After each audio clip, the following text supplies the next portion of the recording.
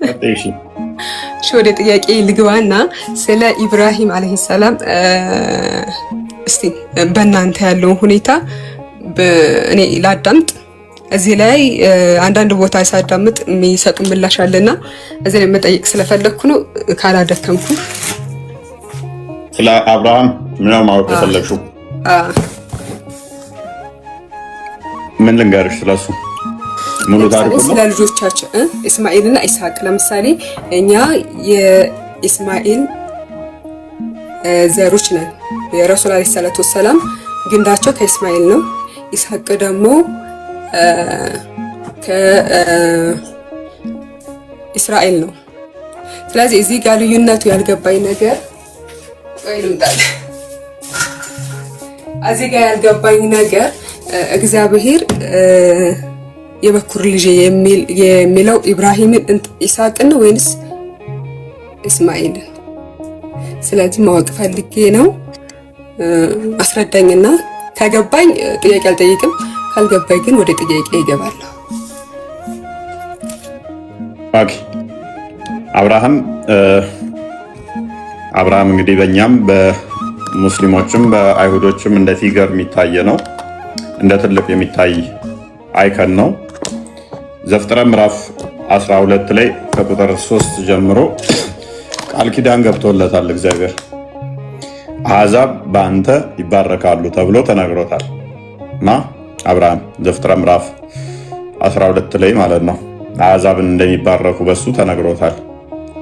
ያ ክርስቲያን ስለከፈተው እግዚአብሔር አብርሃምንም አለው ከአገርህ ከዘመዶችም ከአባት ቤትም ተለይተ እኔ ወደ ማሳይህ ምድር ውጣ፣ ታላቅ ሕዝብ አደርግሃለሁ፣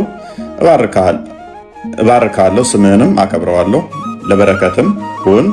የሚባርኩህንም እባርካለሁ፣ የሚረግሙህንም እረግማለሁ፣ የምድር ነገሮች ሁሉ በአንተ ይባረካሉ ብሎ እግዚአብሔር አስቀድሞ ለአብርሃም ቃል ኪዳን ገባለት ማለት ነው።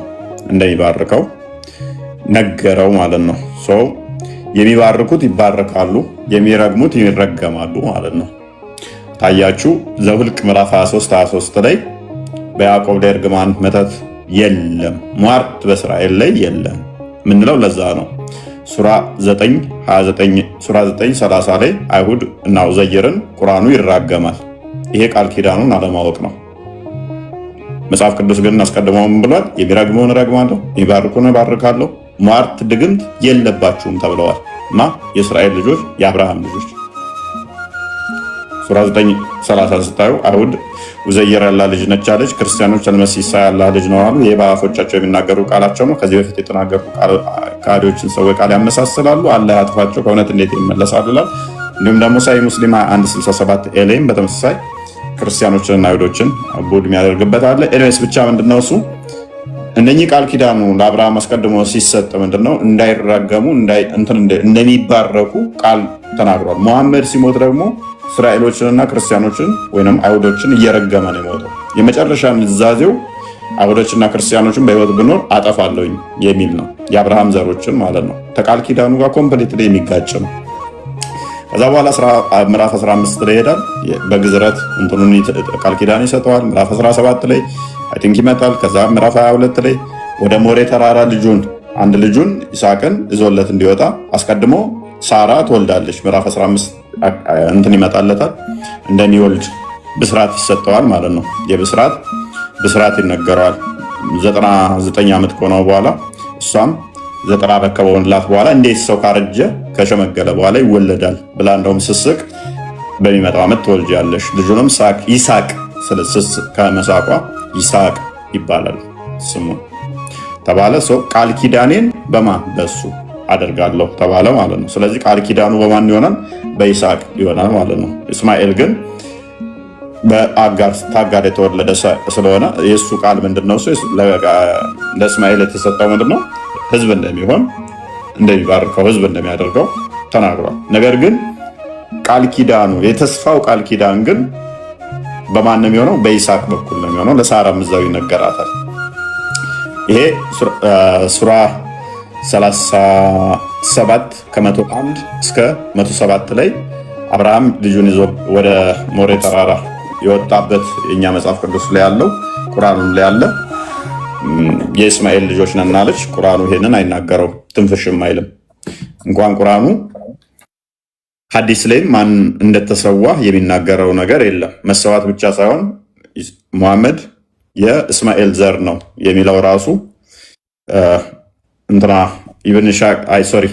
ኢብን ከሲር በሲራው መሰረት እስከ አድናን ነው መቁጠር የሚቻለው። ከዛ ውጪ ማን ወለደ የሚለውን የሚታወቅ ነገር የለም። እስከ እስማኤል ይሄዳል የሚለው ዘር ተረት ተረትና ውሸት ነው፣ የለም ማለት ነው። ስለዚህ አብርሃም ከጨዋይቱ የተወለደው በልጁ ነው የሚጠራው። ለዚህ ነው ሮሜ ምዕራፍ 9 ላይ ሮሜ ምዕራፍ 9 ቁጥር 5 እስከ 8 ይመስለኛል ከእስራኤል የሚወለድ ሁሉ እስራኤላዊ አይደለም፣ ነገር ግን በተስፋው ቃል በይስሐቅ ይጠራልሃል ተባለ።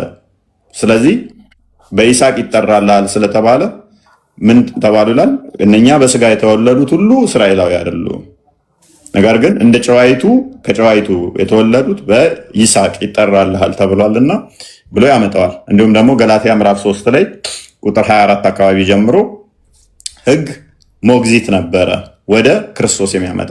ዮሐንስ ወንጌል ምዕራፍ 1 ቁጥር 17 ላይ ሕግ በሙሴ ጸጋና እውነት በክርስቶስ ይላል።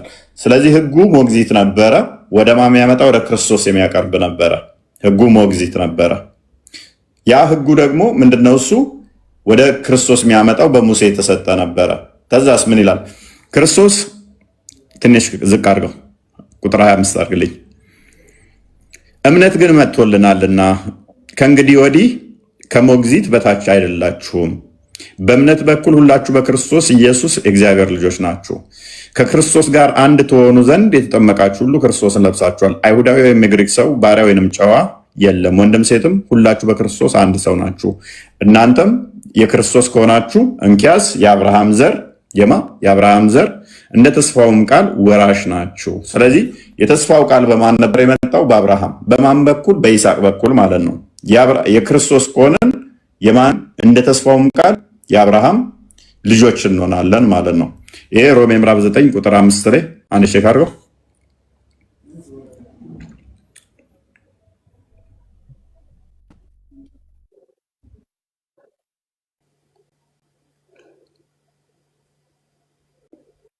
አባቶች ለነሱ ናቸውና ከነርሱም ክርስቶስ በስጋ መጣ። ክርስቶስ ከነሱ ነው የመጣው። የአብርሃም ዘር ይዟል። ዕብራውያን ምዕራፍ 2 ቁጥር 15 ላይ የያዘው የአብርሃምን ዘር እንጂ መላእክት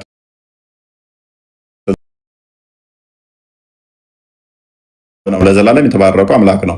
ከፍ አድርገው። ነገር ግን የእግዚአብሔር ቃል የተሻረ አይደለም። እነዚያ ከእስራኤል የሚወለዱ ሁሉ እስራኤል አይደሉም፣ የአብርሃም ዘር ስለሆኑ ሁላቸው ልጆች አይደሉም። ልብ በይ። አሁን የአብርሃም ዘር ስለሆኑ ሁላቸው ምን አይደሉም? ልጆች አይደሉም። ነገር ግን በይስሐቅ ዘር በይስሐቅ ዘር ይጠራልሃል ተብሏል። በማን ይጠራል የተባለው? በይስሐቅ ዘር። ስለዚህ ተስፋው የተሰጠው በማን ነው? በይስሐቅ ነው። ይህም ተስፋ ቃል ልጆች ዘር ሆነው ይቆጠራል እንጂ እነዚህ የስጋ ልጆች የሆኑ የእግዚአብሔር ልጆች አይደሉም ማለት ነው። ስለዚህ ተስፋው የተሰጠው በማን ነው? በአብርሃም በይስሐቅ ነው። ተስፋው ለማን ነው? በይስሐቅ ነው። አክቹዋሊ ወደ 32 አካባቢ የሚደርሱ ሱራ 37 105ን በፈሰሩበት ላይ ማን ነው እሱ የተስፋው ልጅ? አሁን ላይ የሚያምኑት ሙስሊሞች 33 32 ነው ተፍሲሩ። 32ቱ ይስሐቅ ነው ብለው የሚያምኑት፣ 33 አካባቢ ደግሞ እስማኤል ብለው ይላሉ። እስማኤል ያሉት ዘሆን ከጊዜ በኋላ የመጡ ናቸው። የቀደምቶቹ ይስሐቅ ብለው ነው የሚያምኑት፣ ቁርአኑም ላይ ማለት ነው። እንትን የቁርአኑ ሲፈስሩት በታላቅ እርድ ተቤዠ ነው የሚለው። የተስፋው ልጅ ማን ነው? ቃል ኪዳኑ ማን ነው የሚለውን በእስልምናውም ወደ 32 የሚደርሱ የቀደምቶቹ የእስልምና ሊቃውንቶች ይስሐቅ ነው ብለው ነው እንደሚሉት። ይሄንን ጠበሪንም ቼክ ማድረግ ትችላለች። ጠበሪ ላይ አብዛኞቹን ያስቀምጣቸዋል። ኢማም ጠበሪ ማለት ነው 310 ላይ የነበረው። ስለዚህ በይስሐቅ በኩል ነው የመጣው ማለት ነው። ለዚህም ነው ክርስቶስ ቀኔን ያይ ዘንድ ቀኔን አየ ሐሴትም አደረገ ያለው ለዛ